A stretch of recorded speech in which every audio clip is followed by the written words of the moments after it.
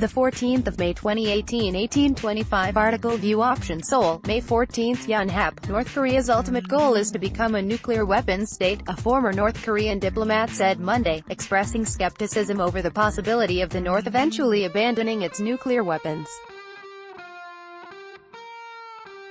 Thae Yong-ho, a former London-based North Korean diplomat who defected to South Korea with his family in 2016, made the remarks during a press conference in which he unveiled his autobiography detailing his decades of experience as a career diplomat for North Korea.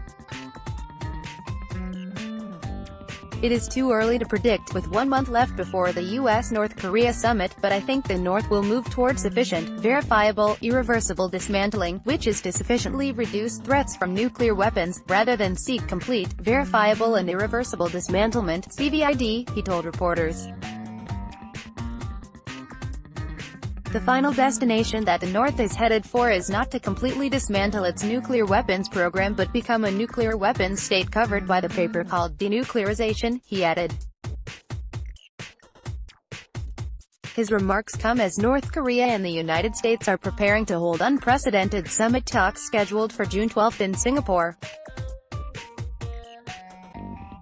Denuclearization of the North will likely top the agenda. In their historic inter-Korean summit on April 27, South Korean President Moon Jae-in and North Korean leader Kim Jong-un affirmed the goal of complete denuclearization.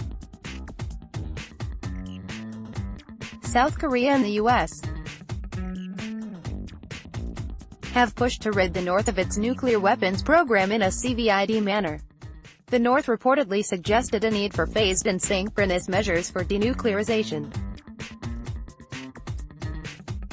They called into question whether complete denuclearization would be possible in a country where an omnipotent and godlike figure controls everything, saying any such move is tantamount to hurting the integral part of the overall power structure in the North.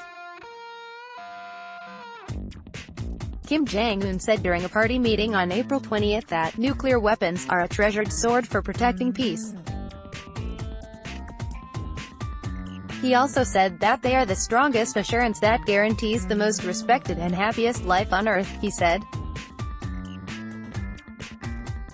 They are, in other words, a sword and a shield for eternal prosperity and happiness, for generations to come.